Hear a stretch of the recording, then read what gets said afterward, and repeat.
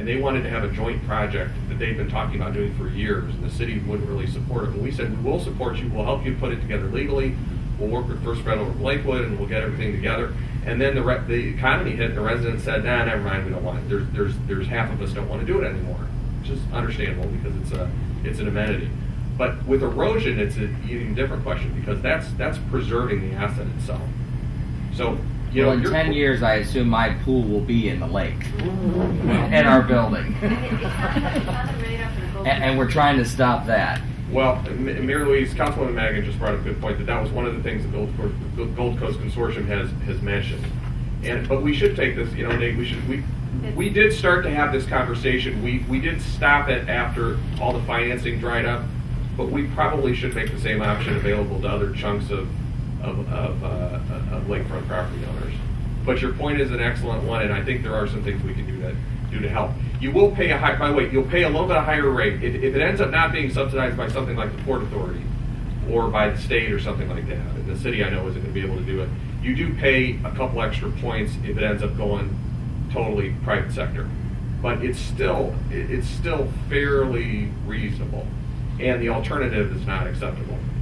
So I think you're making a good point. We should work on it. And one more question: Sure. Do you have any thoughts on how to raise the level of Lakewood residents moving into Lakewood? What do you mean by raise Well, the level? this end of Lakewood has all these apartments, but there doesn't seem to be a consensus for screening, and I want to say property owners who care, residents who care, instead of just coming in and feeding off the health and human services of the city. Well, How do we boost up? I don't know how to say it quite politically correct, probably, but how do we get better quality residents well, that's to subjective. stay and not leave? I let me put it this way. Here, I'll try to say it in a way that I think is politically correct. What you want is you want residents that are going to respect the rules, follow the law, abide by the rules of civil society, not bother other people, and ideally contribute to our tax base, contribute to our civic life. Now, how do you do that? Well, government can't choose who can live here. What we can do is we can try to hold landlords responsible when they rent to individuals. I don't care where they come from. Anybody that comes in here and starts breaking the law, starts harassing their neighbors, starts disturbing the peace. And what we've done is we've had extremely aggressive prosecution under a new nuisance law that we passed and actually updated. We had an old law that was a little difficult to enforce, and we've had a whole slew of enforcements under a new law that we passed, which basically means that if the police or other emergency services are called out repeatedly, the landlord is held responsible. If there's a criminal prosecution, then that's fine, then the tenant will be prosecuted if they commit a crime. But the landlord is going to be held financially responsible. And that is the language that some landlords understand.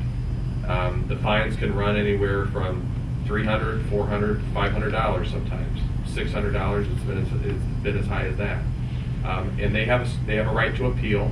They're fine. But so far, all the fines have been imposed. What it's done is it's done two things. First of all, it has resulted in a number of evictions, a large number of evictions of irresponsible tenants. And the second thing is that I think it's sent a ripple effect. It's created a ripple effect. You talk to police officers, there is a direct link between crime in a neighborhood and the type of folks that people rent to. I mean, it's just a fact. The second thing that we're talking about doing is, and we actually introduced this concept to City Council last year, and I expect it's going to be acted upon sometime this year, is that we wanted to include in every landlord's occupancy permit. They have to pay a permit every year to operate a rental facility. We wanted to include in that certain standards in terms of tenant screening. So let me tell you how, for instance, Shaker Heights, if you're going to as part of the occupancy permit you pay in Shaker Heights actually subsidizes a criminal background check for your tenant. There are landlords who don't even know what their legal rights are. Some of them don't care. Some of them say, hey, I live in Bay Village, I don't care what happens in Lakewood. As long as I get the rent, I don't care. Exactly. And that's the attitude that we have to change, that we have to make it relevant for them if their tenant is disrupting the neighborhood. Some of them don't even know that they can check. You don't have to rent to somebody that is a felon. You don't have to rent to somebody that can't pass a credit check. You don't have to rent to somebody that's been repeatedly evicted. But And what we're trying now, here's what we can't do is we can't tell people you can't rent to this person, you can't rent to this person. It's America and they can do that. All we can do is try to build in incentives to make sure that they make responsible choices, and that's basically as far as we can go. The other thing is on publicly subsidized housing, there which it's called housing choice vouchers, but it's most people know it as Section 8. There are regulations and restrictions, but it's up to the cities really to enforce those restrictions. The restrictions have always existed because they've been part of federal law, and we've started to enforce those. We really started to enforce them in 2008. There are other cities that have been enforcing them for a number of years, and we've had a number of residents of those facilities as well be evicted as a result. But I don't want to overpromise, because I think that who decides to live here is a matter of freedom of choice, and there are many factors that go into it.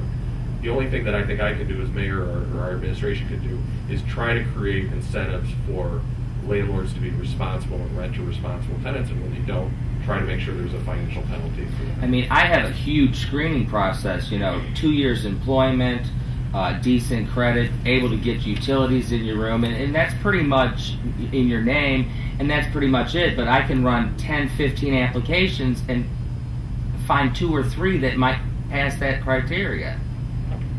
Well, it is definitely the easier thing to do is to not have those standards. There's no question about it. And we've certainly had landlords that tell us, I can't find anybody that is the kind of person that you're asking for.